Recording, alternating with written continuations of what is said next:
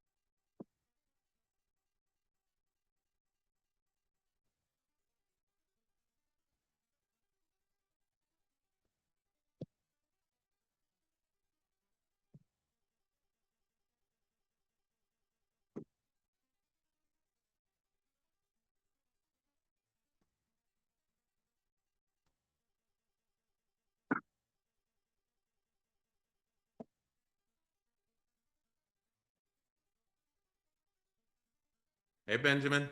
Hey, how are you today? I'm good, man. How are you? Not bad. So you have a note taker too? I do, but I kicked it out of the meeting already. I have mine just because It's just because it's mine. So how are you today? of course. I'm good, man. Thank you for All right. shifting the time. Huh? I said thank you for shifting the time. Oh, you're very welcome. All right. Let's get started, and you'll recognize the little bit of a punchy intro because it came from a wonderful mutual friend of ours. All right, Okay. everybody. Welcome to today's episode of Autism Experience Podcast.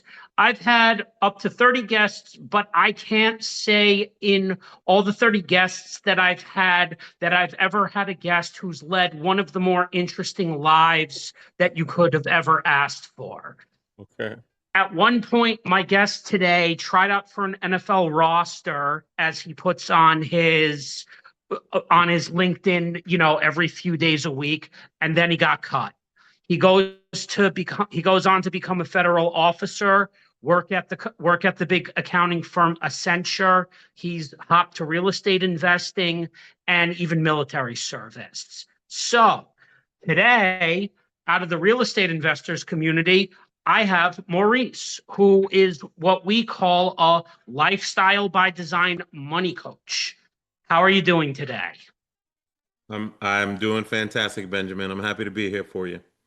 Yes, and I appreciate this. So, Yeah. I think the first thing we should get into today before we tackle some of the real estate and Quattro Capital would be walk us through the NFL and what made you want to actually try out for an NFL roster.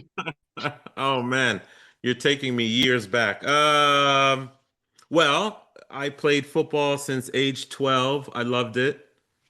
Now looking back on football, what I understand is that I much prefer team environments than individual environments. And so I played in middle school, I played in high school, and then I walked on to the University of Virginia football team. When you play football at a Division One school like University of Virginia, you quickly understand, yes, there's a team aspect. Yes, there's camaraderie, but it's a business. It changes because everybody's vying to be a professional athlete. So I Right. walk on. And Yep. I will say, I remember one thing because I've been a huge college football fan for God knows how many years, and I started Okay. watching in the Okay. 90s. Was Yeah. Virginia an ACC school at that time or a Big East school? Virginia. Yeah, we were ACC. In fact, so this is 93 to 97. And at the time, Florida State was dominating the ACC. They had people like Charlie Ward and Warwick Dunn and some other guys. And UVA in 95 was the first team in the ACC to beat them. We beat them in the ACC championship game.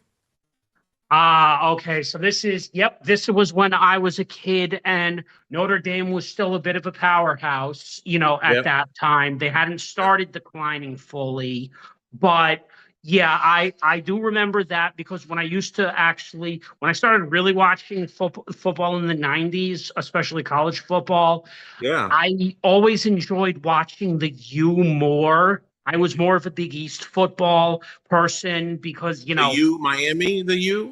yeah, that you Yeah. when they had Yeah. all the good when they had all the good players coming through. Yeah. Yeah. Of course. That's right. That's right. That's probably what got me into college football in the first place. All Yeah, right. man. So, what position did you play? So I played safety. So the two famous players when I was playing was Tiki Barber and Rondé Barber.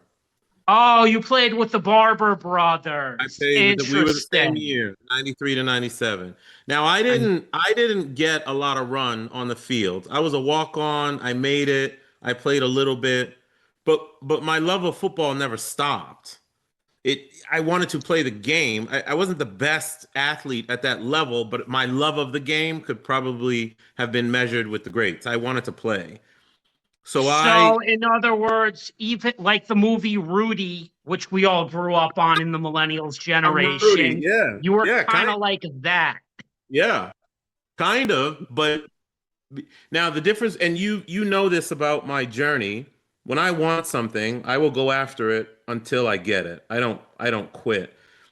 And so what I did at age 21 is I picked up the phone and I called 12 NFL teams and I asked them if a particular pro tryout camp was legit because there was a camp I could go to where teams would go and watch you. So I enrolled in that camp and tried, and it wasn't great, but I gave it a shot and it didn't work, and I was okay with it because I gave it a shot, right? Right. Uh, So, in other words, you left with kind of not a bad taste in your mouth, but you said, you know what? I rolled the dice and at least tried this to see if it would go anywhere. And it kind of left you with that feeling of, okay, the NFL might not have been for me, but when I get to my 80s or 90s and I look back, I can now say at the very minimum, I tried an NFL roster. I You tried to can make it say to a that. We can roster. say that now. You and I are old enough and mature enough to say something like that now. But as a I'm about to turn 40 in all right, September. I'm about to turn 50 in August, so I'm 10 years older than you, but we're roughly the same age. We Yeah, can no, say we are around now, the same age. yeah, with maturity, but as 21-year-old kid, my dreams were being crushed. It was not fun. It wasn't a good feeling. It didn't feel good, but what I'm grateful for is that I had the wherewithal to try life on, as I say. I made those phone calls. I figured it out. I gave it a shot because it was worth the dream, where everybody would have said, don't do it. But I did it anyway. If you've seen some of my more recent content, especially last 2 days to a week, I talk about this stuff sometimes because, unfortunately, for as much as I liked my old high school, there was Yeah. kind of something that I noticed that showed up later on in life that I'm starting to understand in our real estate investors circle. Not everyone Oh, can stay with investing? you throughout your life, unfortunately. And some people, like you just hinted right there, still have this idea of who you once were, but they don't want to see who you are later on in life, Very where you true. have to change your circles periodically. Yeah, I totally understand. And I've gone through many circles in my day. Yeah. And so having to give up on that, which takes us to what was the second thing you did after you failed at the NFL?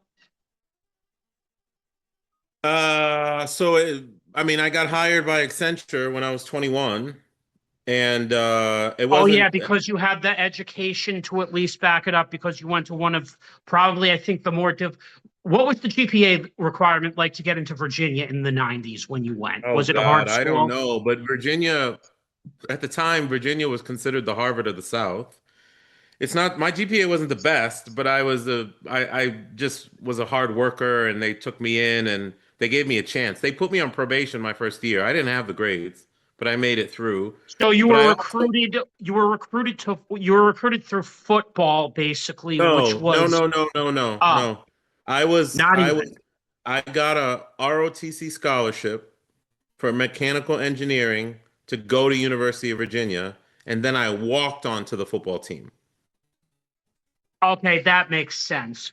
So Yeah. now we parlay the failed NFL with Accenture, where it looks like you at least got to learn accounting, which at the time in the 90s and the early 2000s, it was probably one of the more go-to fields. I mean, even when I went through my business program in 2009 at Mercy College, after it taking 4 years. Yeah. So like your son, I'm on the autism spectrum. We've messaged about this.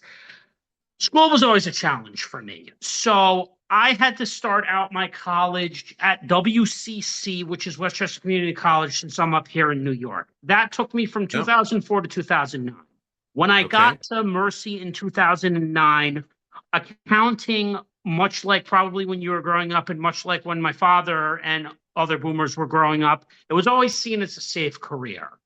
You Yep. made good money in it, but you couldn't, or you made comfortable money, but you always, not everyone in accounting can advance up the chain, obviously. You have to be Yeah. exceptional for that. So But to be clear, Accenture, which was called Anderson Consulting at the time, it had a accounting side and a technology consulting side. So I was on the technology consulting side. So I was technology my entire career.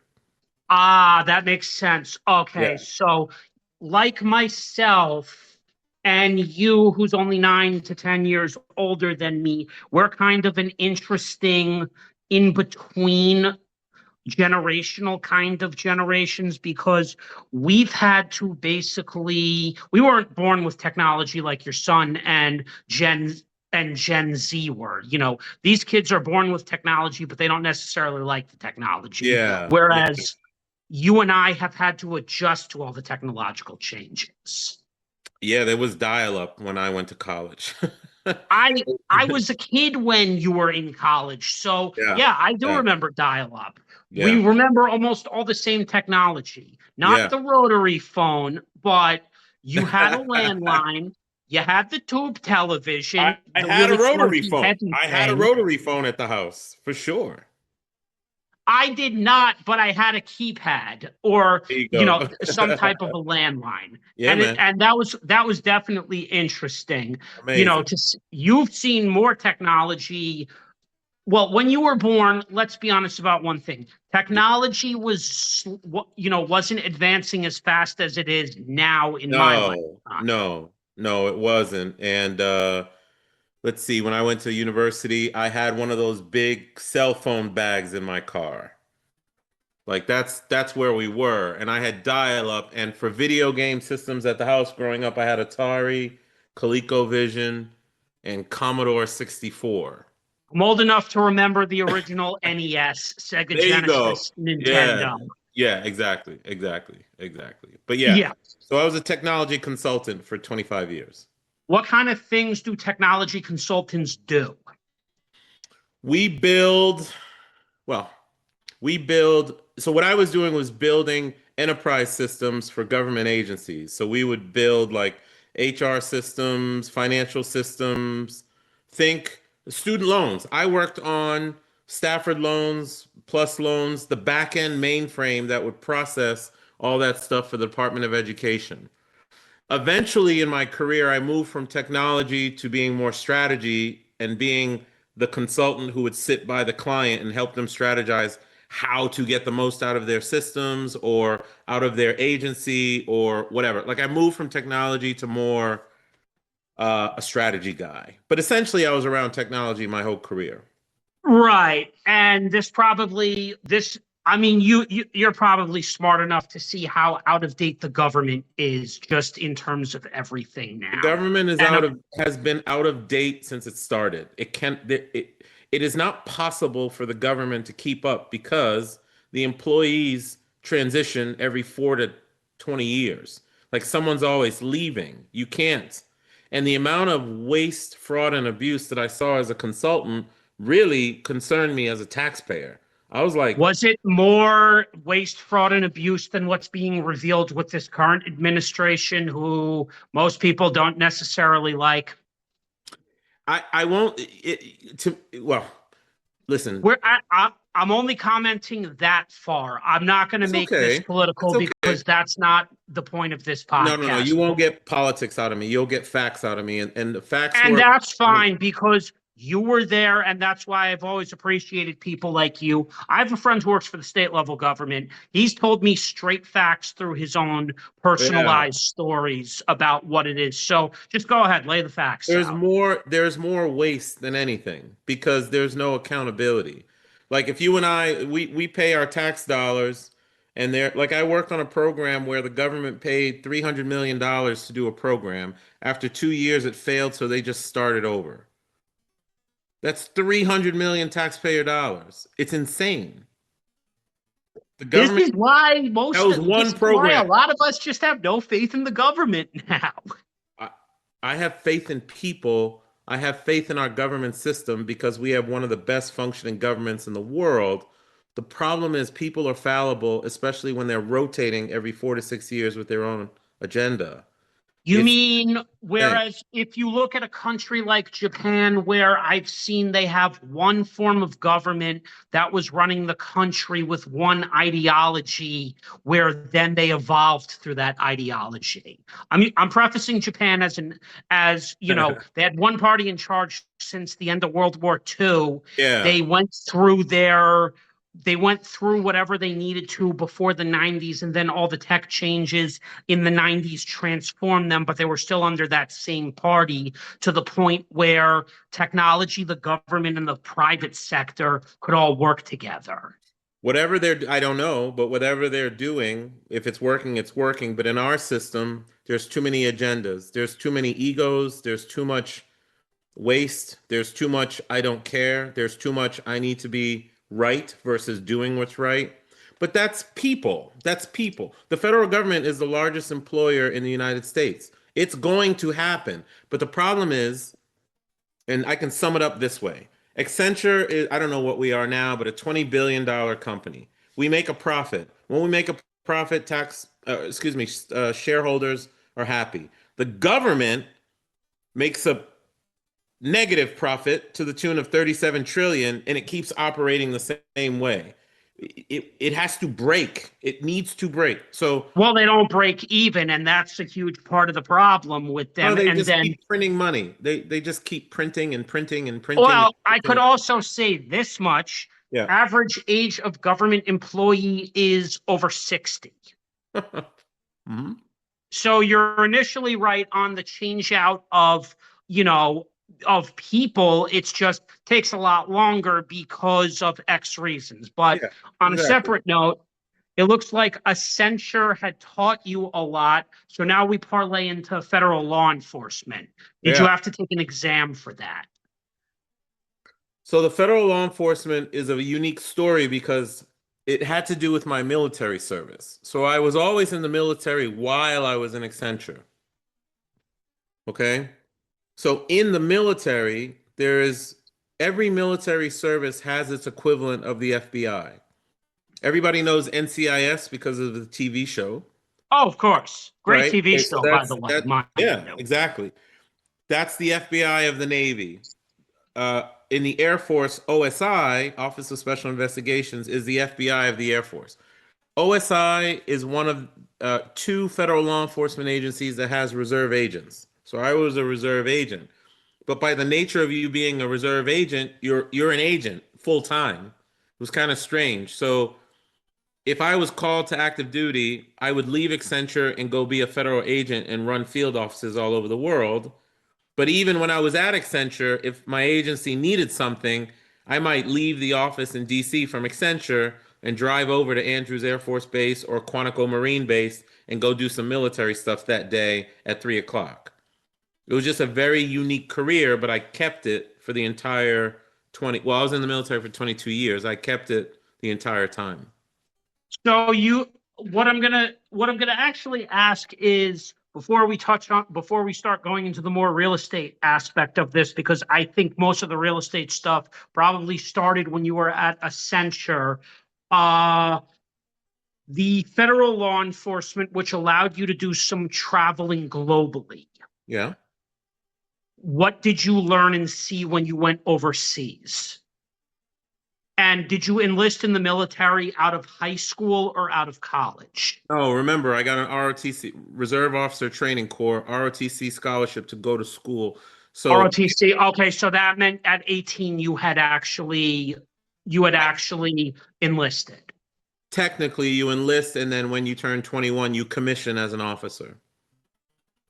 So, Now, you grew up in Georgia, am I correct? no, I grew up in Boston.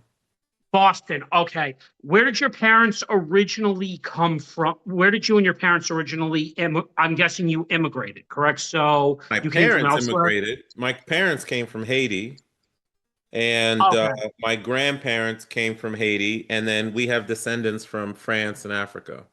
So you're generational in Boston. It's just from Boston you moved down south, right? I went to University of Virginia. That's how I got down south. Yep. That makes sense. Okay. Yep. So now that we have that part covered and the Yeah. ROTC, what Yeah. kind of things did you see globally that were interesting that you appreciated? Oh my God, man. I was doing everything from chasing fugitives to acting in diplomatic capacities, briefing foreign governments, briefing foreign presidents, protecting the Secretary of the Air Force, interacting with NATO officials, doing joint investigations with German National Police, German counterintelligence, Luxembourg, France, running a task force in East Africa, doing operations in Somalia and Yemen, in Turkey, touching Syria. It was one of the most profound, beautiful, kid-like, your dream coming true while helping the world and doing good things for people. Yeah. And I can completely see that given the fact that your eyes probably saw a lot more in a short amount of life than most people see over their whole lives. Yeah, I say that my job as a federal agent in the military and also as a police officer when I was doing that stuff, my job was to make sure that people like Benjamin live in ignorant bliss. There is stuff in the world that people do not need to know. And I actually, like that one, that people like Benjamin live in ignorant bliss, even though for the most part, today with the internet, this is where we're going to touch from your technology background. yeah, Today's technology evolution makes it a lot easier to discover information about things that was probably hidden at one point from almost all of us, just because of the I evolution of agree. social media. I agree, but what the internet will not give you is on the ground, in-person context. It cannot. No, that I would agree with. Yeah, So I wouldn't get the context that you're giving me today without the evolution of technology, yeah, because most of what I would be thinking would be assumed as, assumptions or in today's world, fake news. yeah, yeah, But that just goes to show you that technology today growing in front of both our 10-year different eyes, it's been good and bad. There's good uses for technology, there's bad uses for yeah. technology. The one that I'm Well, going to be, there are. Listen, technology in and of itself is a manifestation of people's ideas. The application of technology is a problem, but the internet, I'm grateful for the internet, but there's a problem from my perspective. It's pulling people out of the real world. Now, the internet itself is a world, it is a realm, it is an actual thing. But so your statement to me is very telling. If you say we have more access to information, we absolutely do have more access to information, but it's pulling people from the actual experience, which is the actual world. And people are interpreting the world through the information that they see through the internet rather than experiencing the world on their own. that's fair. And now I will say this because me and my tech guy who works with me, at the foundation level of what's eventually going to be a media company, we talk about Yeah. this on a periodic basis, which is I would prefer to be in the real world, but I've also lived in the real world as an autistic person and come to think there are good parts and bad parts about it. I would rather be with most people, not face to face like this or in person, obviously, is preferred. Yeah. I've also had plenty of bad experiences with people on and offline. I would say they're equal. I would say Yeah. technology now gives us a way to kind of not vet, but gain a better understanding of is this a reliable, trustworthy person? Whereas, you can't always tell that in person. Yeah, I understand what you're saying. I hear you, and you have to go with your gut feeling. You have to go with your instinct. But for everything that I've done, whether it's federal law enforcement and top secret environments, classified information, embassies, being in foreign governments, police officer, real estate, etc., I would trade it all in for more in-person with people dynamics. Absolutely. And I've done a But fair amount of it, and I'm saying I want more of it, right? But we need technology like this because Benjamin, I think you're in New York, right? yeah, Okay, so you're in New York today. I'm in Maryland today. If not for this technology, you and I aren't having this great conversation. So we need it. no, It's the application of it. It's what people do with it. And then lastly, I'll say, and I post about this quite a bit. You've probably noticed it. And when I coach people, I'm very um, firm about mental diets and controlling your environment. I don't go on the internet much. I don't absorb information. I don't listen to the news. I don't watch negative movies because your outer world is a function of your inner thoughts. So I've learned over the years if I absorb CNN, if I absorb this, if I absorb that, if I look at this technology, that technology, my world will go nuts because your brain, and I'm sensitive to people on the spectrum too. My son goes through it, but our brains are so powerful. It takes all that information and then goes to interpret the world. What I prefer to do is to protect my mind on the types of information that I ingest. It's very specific. Like I just won't listen to certain things. I just won't go certain places. And even, and you know how much I travel. If I'm in an airport and I hear conversations that have no bearing on my happiness, I walk away from them. Now, here's my interesting take. Yeah, hit me. I stopped watching mainstream media a very long time ago because, and then when I started watching YouTube, when I started watching videos on YouTube, and even Justin sends me plenty of videos from YouTube, Yeah. which they don't enforce my thoughts, but they give me a perspective. So the media that I consume is perspective based. I can detach from I can detach from media the same way you can as well and try to be Amazing. around good people. Like, for example, digitally, all 30 of my guests have shaped me into who I am today. And Yeah, if you even looked at my own content, which you most likely have now as well, I most of have. my thoughts are now based on the people in my digital world have opened me up to different types of understandings and experience that my off world, unfortunately, were not all that thrilled with. They Right. haven't been thrilled with the growth that they've seen out of me because, for example, my best friend who just got married 2 years ago remarked to me last year, "You're a prisoner to your cell phone." I'm like, I'm not a prisoner to my cell phone. What I Mhm. think you're having trouble acknowledging is that I don't find your jokes funny like I once did.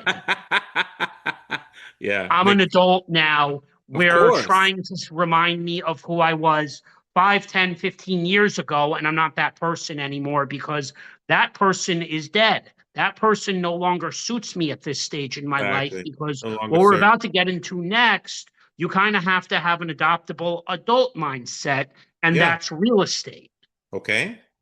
That means for you along the way on your 9 to 5, as you like to discuss this, you invested your money into real estate. Yes. First, describe to us what the mindset was to be able to realize, okay, a 9 to 5 can give me what I will eventually want, which is the financial freedom. So, what did you read books on mindset changes, or did you just have like a certain disciplined type of mind for that? Yeah, so I started investing in real estate when I was 23, but I got an idea when I was 15 and I followed up on it when I was 21.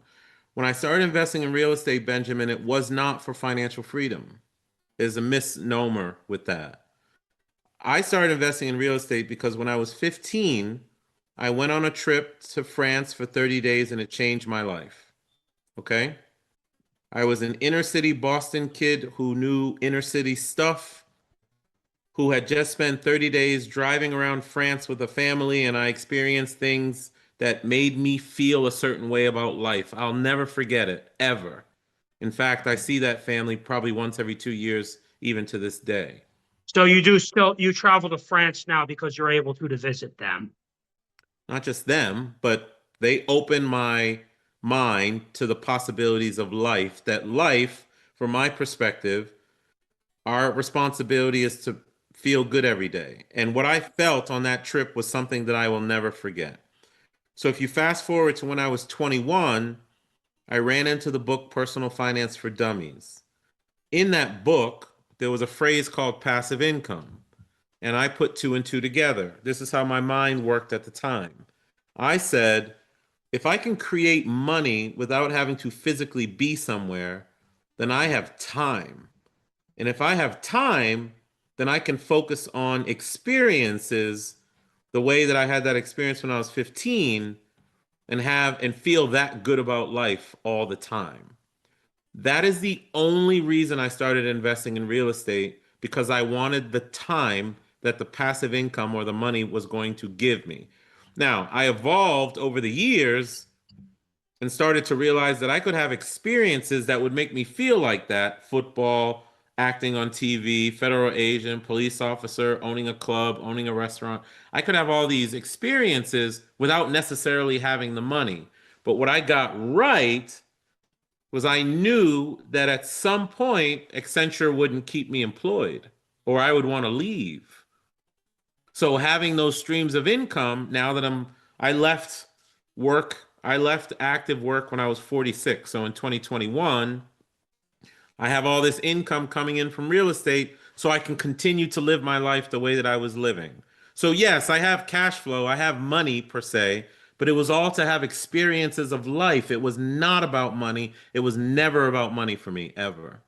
In 2021, I met Dan through a mutual friend of ours named Satya Sri. She's one of the video content coaches, and she introduced us. What Okay. ended up happening later on that year is Dan and I had been talking for a bit. Then we ended up getting invited to a content challenge by a woman in Sweden. This was in November of 2021. Okay.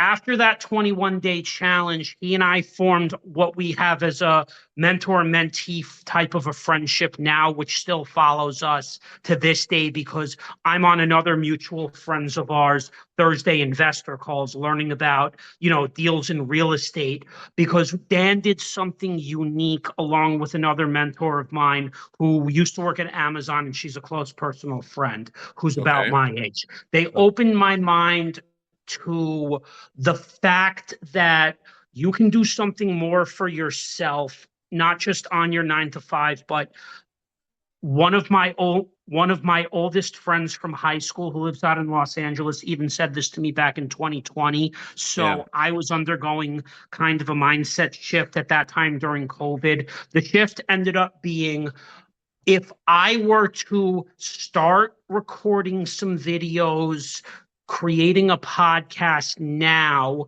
in the time after getting laid off by the Goodwill, if I put this all in motion now and work on this, even though it's probably going to take some time before it monetizes or it becomes what we call a lead generator, where I can have conversations like this, then it can lead to eventually like what you're talking about, which is, a separate income so that, it builds, but it's going Yeah. to have to compound, build over time, It you takes know, time. It takes time. and yes, it does take time. And I've had to understand that and become patient with it, even though at times your statement on too much technology. The one thing I don't like about my generation, and I love my generation because we're very tech and smart. It's how we make social media content. This is the one place where I say, in terms of my own generation, I don't think you guys share too much, but you're deciding the content that you want to put up there on a Yeah. daily basis. Yeah. You're not putting up the right type of content. You're putting up content that's causing people to compare situations when you're there saying, don't comparison is the thief of joy. It's Yeah. not. Comparison is not the thief of joy. Comparison, unfortunately, is inevitable as we do it in everyday life. It's harder for somebody on the autism spectrum because people in, my old friends' situations, they don't understand autism as much as they want to think that they do because, you have to have a son in your case who has the challenge or a family member. But for somebody like me, instead of suggesting comparison is the thief of joy, I look at your story. Your story is just, I've worked these 9 to 5s. I'm slowly putting money and building something for myself into cash flow investments or investments that'll eventually cash flow and give me the type of life that I eventually want. Hence, lifestyle through investing, which Yeah. is what you're passionate about, and you have your own podcast. Uh, Yeah. Yeah. I yeah. what I want to say is people are going to compare no matter what, but what we don't say is we're not comparing. We're looking for something in your story, experience, or skills that we might be able to learn from in my situation that could be applied to my situation or not.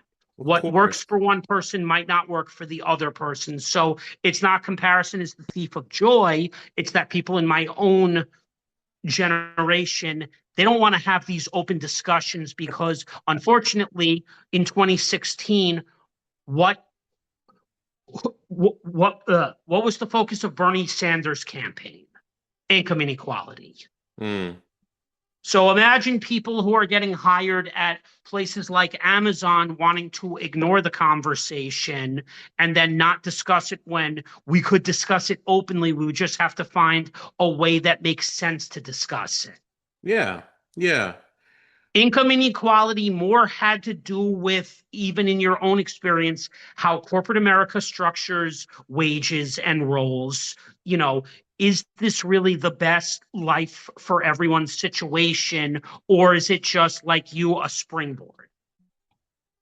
I think people have to, well, people don't have to do anything. They don't have to listen to No, me. they don't have to do anything. But I Look, notice my generation and Gen Z, especially your kids' generation, they are looking at people my age giving out advice that doesn't apply to them. And as your kids' generation is starting their careers, personally, I'm not here to give them advice at all, but I'm here to say you're looking at people in my age group who are 15 chapters ahead of me, who I'm basically saying to myself, yo, like, who's your audience? Your right. I audience, think you have to define your own version of success. And that's not a skill set that's taught in school.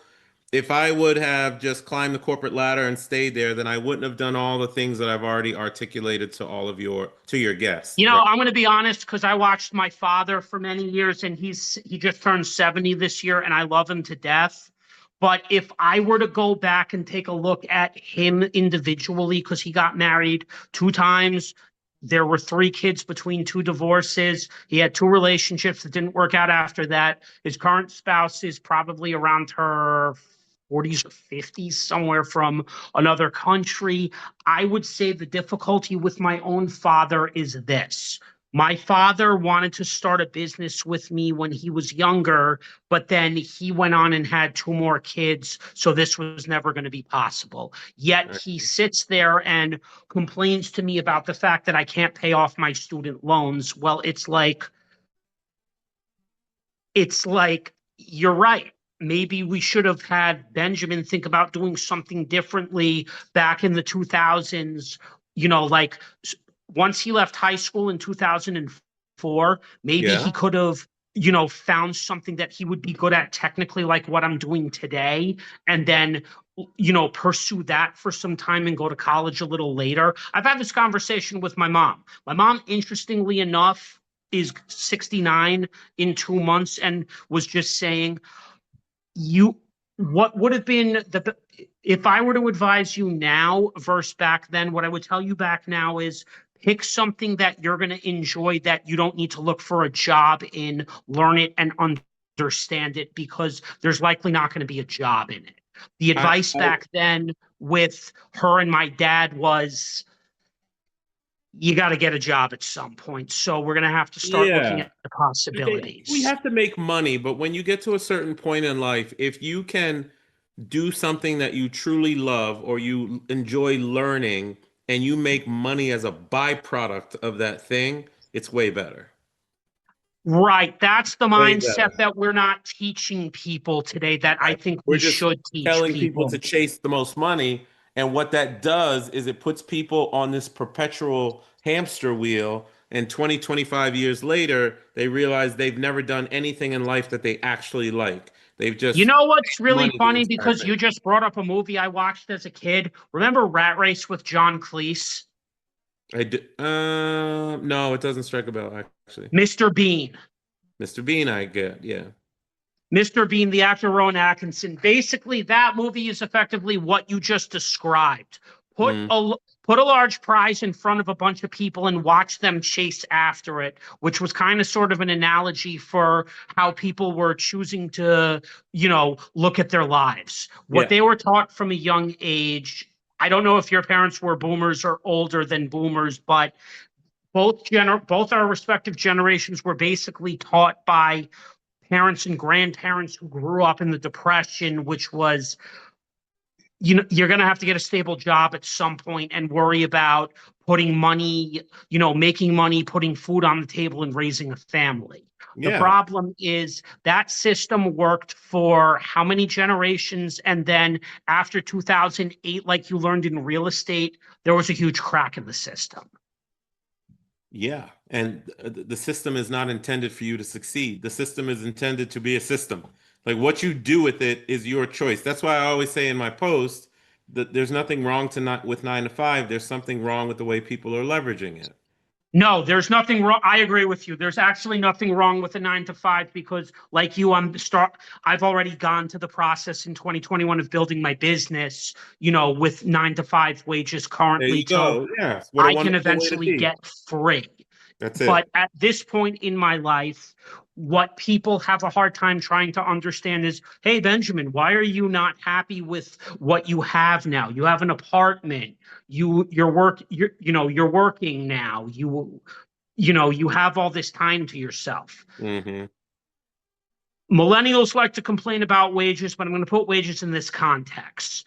School took me 9 years. I've been working for 20 years. I only make up to $23 an hour now, and I'm age 40. What's wrong with this picture? It's not the 9 to 5 itself, it's the trajectory of how my life worked out. That's the problem. And it's now going through the phase of something like this allows me to talk to amazing people like yourself, Yeah. work on a skill set, perfect a skill set that I can use if I get laid off.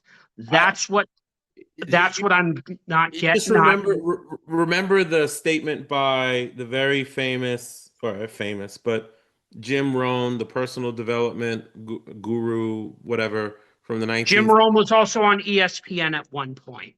1970s, 80s, and 90s, and he said, "Work on yourself more than you work on your job. A career or a job will make you a living. Self-development will make you a fortune." And we've been all trained to go work for our employers and work on their dreams. I don't care if it's $5 an hour, $15 an hour, $30 an hour. There's always a way to take a bit of that money and store it and do something with it to develop yourself. You don't have to buy a piece of real estate, but you can certainly put aside a dollar a paycheck until you have $250 for a seminar to go to, and that knowledge teaches you how to do your first real estate deal. You pool your money together with 5 other people at tax return time. You guys do one deal, you gain the knowledge, and then all of a sudden, now instead of counting on wages, you're preparing to get profits. It's a very different thing. So I'm okay with what people say about like employers not paying them enough and things of that nature. I'm okay with that. What I'm not okay with is when people say that, but they do nothing from a self-education perspective. Because what we're taught that you hinted on is more education means stupidly leveraging more debt. I have a guest coming on Thursday. Her name is April. She lives up in the Rochester area. She used to be an executive vice president of recruiting. She just said to me herself today on one of her posts, you don't necessarily need an MBA. The biggest lie No. is that education means another degree, because what Justin and I go back and forth on is you're looking at what corporate wants from a credential standpoint. You're Yeah, not looking at what I'm looking at, which is it's not about the cost. It's about me learning, gaining a base and a foundation, which is what you did at this point. You're only doing more education right now because you're trying to fix a gap on your resume to look hireable. But for me, the issue isn't credentials, like what you just described there.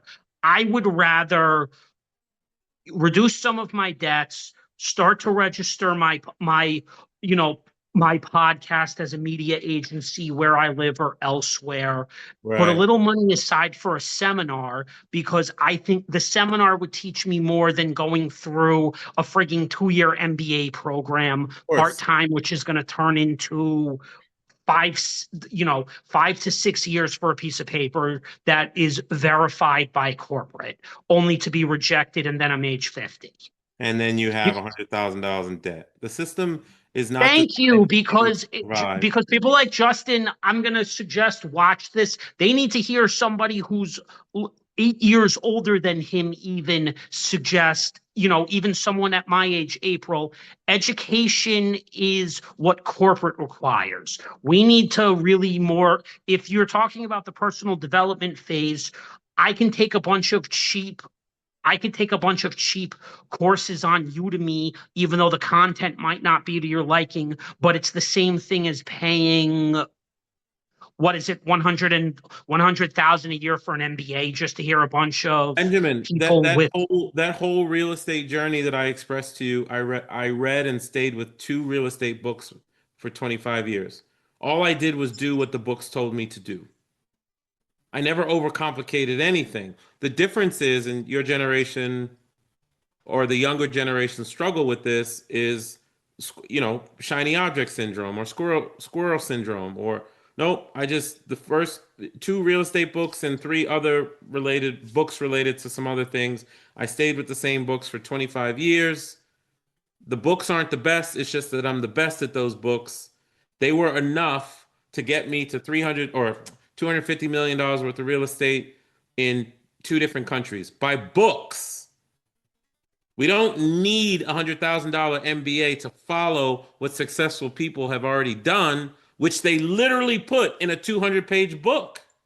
Thank you, because this is exactly what I've been trying to tell Justin. I can self-educate. You're just looking at me listening to a bunch of overpriced college professors act like they understand what they're talking about. Maybe computer science, maybe it's different for him in a computer science program, but I took just really a regular business program. Most of the people that I, learned about the corporate world from, they were adjuncts.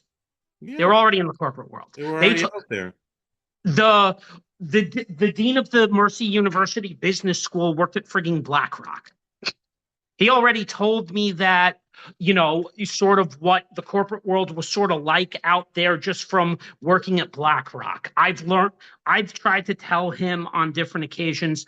I have people like you coming on. I have people like Dan coming on. As a guest. I had Linda Holtz as a guest. Mm. I've been around real estate investors, and real estate investors, even just going on those weekly investor calls with her, I'm learning more about what's going on in different sides Absolutely. of the country than I Absolutely. would have in a classroom. Building a podcast has allowed me to access people like yourself versus me going to get some shiny credential. It's not that I don't want the shiny credential. Exactly. It's that I Exactly. don't see the shiny credential as necessarily worth my time at this point. It would be Exactly. worth my time if I had the cash flow. Then I would consider it, because according to him, supposedly, well, an MBA program might help you make a better podcast. No, building a podcast like I am now Building a with my podcast, hands is running it teaching will me help you more. make a better podcast. You just do it and you course correct along the way. You don't overthink it. You just get going. Nobody cares. You're Right. good at what you do. You're good at what you do now because you just did it. Yeah, that's the whole thing. He does praise me on that. Although he's stuck on credentials, there's a reason for it. He Because does recognize that I've done most of he's this on my trained to be own. stuck on credentials because that's what society teaches you, to go pay for credentials. That has no bearing on happiness of life. Now, if you're a doctor, I need you to get a credential to be a brain surgeon. That's a totally different semantic. But just chasing credentials for the sake of chasing credentials means nothing. Someone suggested to me that I should go back to graduate school to get my doctorate. It would help me speak better and provide information better to You people. speak absolutely fine because, like me, you do a podcast, for Christ's sake. Yeah, well, I speak fine because of all the experiences that I've had, from all the cultures that I've been involved in, for all the empathetic people I've met around the world, for the blue That collar, too. the white collar person that I would meet while I was a police officer. Experience gives you what you need to exist in this world. A credential is not that.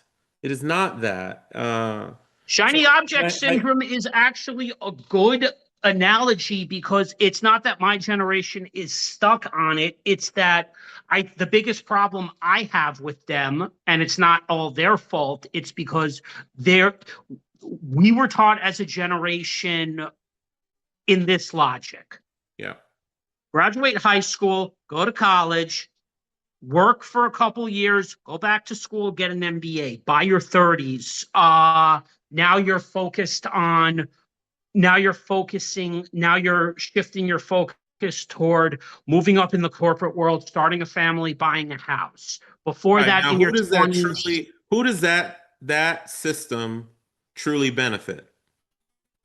The rich the top 1 to 2% of the United States of whatever America. them is, but it benefits them. So now we can't say that it's bad because it's an No, exchange of time for money. But as I've told you before, and you know my story, you take that money and you start to create things with that money such that you never need to do those things if you don't want to. But I will also tell you, you don't need to invest the way that I invest and things of that no, nature. of course If not. you can One look day at, I'll be able to purchase myself a property. yes, but you can also look at employment. People don't do this, but I did this very much so. I looked at employment as a way to get experience and build my life book. There is Yeah. value in that. And everyone is valuing money over experience. It's a mistake. It is a big, big mistake. And everybody's chasing money rather than doing the thing that makes you smile every day. I became a street cop because I just want to smile. I love doing the work. It's So great. I'm not knocking the 9 to 5. The comment that I made about wanting to purchase a property one day, that's when money is available. I mean, Absolutely. as I've been going to the calls, I just want to I look at my podcast as a digital house. The digital house will eventually cash flow in time and then give me the additional options to do what I see fit with them. Amazing. Amazing. Long term, I agree with you over there's nothing wrong with the 9 to 5. My only issue with the 9 to 5 has ever been where I'm stuck at entry level, but then my growth is happening while doing this, where, That's that interesting, right? kind That's of how it goes. Because you're it more focused on circumvents. yourself. That's what Jim Rohn talks about. You're more focused on your own personal development than you are focused on your job, and you are having exponential growth because of you investing in yourself. Right. And That's the mastery of it all. That's the mastery of personal development, where school told us, take your training courses inside your company to grow them. That's fine, grow them, but grow yourself through an outside venture, a podcast, a business opportunity, self-education, reading books, buying real, it doesn't matter. Like we are humans. We are here to expand, not sit on a hamster wheel and do the same thing day in and day out for the rest of our lives. oh, of course, because all the YouTube channels that I watch, like even Philosophical Gamer, talks about the exact same thing that you do as well, which is even though he gets very you know, where he tends to basically just criticize the system with certain types of names toward younger viewers like corporate shills and boomers. What he's Yeah, really trying to say is we could build our own single person businesses now because look at the technology now. Technology yeah, makes it more possible. The only thing I would say that really needs to be carefully monitored and watched, how quickly AI is coming out. That's the I only agree. thing. I agree. I agree. I won't go down that rabbit hole, but I totally agree with you. I don't want to go down that rabbit hole either. AI does make some things great because it Yeah, gives me this Loom note taker. It allowed me access to Zoom, in the early stages as well, technology. But the way that people want to use it is, which is to replace roles, it's not so kosher with many people. oh, me But neither. Me neither. at I this prefer point, people. my biggest takeaway from our time today is Yeah, exactly what I've been doing with this, which is I went down this avenue like you did because I wanted my time back. me That too. was the biggest lesson that I took through my continued friendship with Dan, to this day. Being on him and Linda's weekly investor calls, they've opened up my mind a lot and they've opened up to a world of possibilities where accessing not only people like yourself within the real estate community, but it's taught me, it's taught me a whole new level of intelligence. That's for sure. Amazing. Amazing. I love that you are seeking that knowledge. I also love that you are seeking relationships with people who are doing things beyond what you do. And whether it's the autism experience, my son is going through certain versions of it or what have you, but we are the masters of our own world. You are the king of your own world, Benjamin. I am the king of my own world. The way that I perceive my world is unique to me. So you may as well do everything to make your world feel good. That's the key. That's the trick. I have learned, this is the one last thing I want to tell your audience. I have learned, this is the actually the number one uh, tool for them. There are 9 billion people in this world, 9 billion, everywhere on the spectrum, right? Somewhere along the line, we were convinced that we had to convince people that we are right or justify what we do.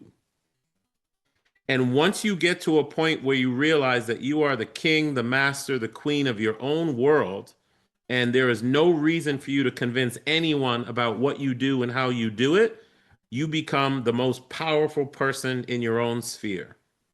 So what you sense from me on LinkedIn is not arrogance, it's confidence in I've created my own world. I'm happy with my own world. I'm going to run it the way that I feel like running it. When people ask me to do things or say I'm not doing something right, I don't care. I don't care because Probably because that's, whatever you're doing is not up to their own personal standards of how they viewed their but life. yet what I'm saying, yes, because what they're doing is they are placing their fears on you, saying that that's not possible. Hey, Maurice, it's not possible to live between Maryland and the Middle East. Hey, it's not possible to be a senior executive and a police officer at the same time. It's It's not not possible possible. for me to be a medical scheduler and then off work hours do this because supposedly the thought would be it would be a violation of HIPAA, yet I'm smart enough to know that what I crafted online for myself is different from what I do for my Fantastic. work. Now extend that through the rest. That's what I want your audience to hear. Okay, so my story is a little bit unique. It's not the normal thing, but extend that confidence about doing things your way to every facet of your life. Put the blinders on. Don't allow people's voices to shift what you do, which is why I talked about mental diets. I don't want to hear that things are not possible. It wasn't possible for me to walk onto the football team. It wasn't possible for me to try out for the NFL. I just did it anyway. Right. And Everybody that's has the that biggest, ability. most impressive thing because your dream was shattered, but you learned something there. Of course, you just keep going. You keep going and you keep making your extraordinary ordinary. You never allow people's words to shift what it is you want out of life. You cannot. No, I you don't can't. I don't have everything that I have or and I don't mean money. I mean all these experiences and these relationships and these memories and these 100 countries if I didn't have that attitude about life. Exactly. I Yeah. appreciate you coming by. You're welcome, my And man. this was this when this go when I post this as this, it'll be a raw conversation once it's up on the YouTube channel. I may post Sure. it next week or the week after. I'm not going to even edit it because there's a lot of powerful stuff that we talked about today that was almost similar to your post. So I It's appreciate my you coming pleasure. by. Yeah. I'm glad we're connected now. And, when I have a question, I will for sure reach out. You're And most have a good welcome. rest of your week, my friend. You Okay. too, my man. Let me know when it's out. All right. Will do. Take care. All Bye right. bye. Bye bye.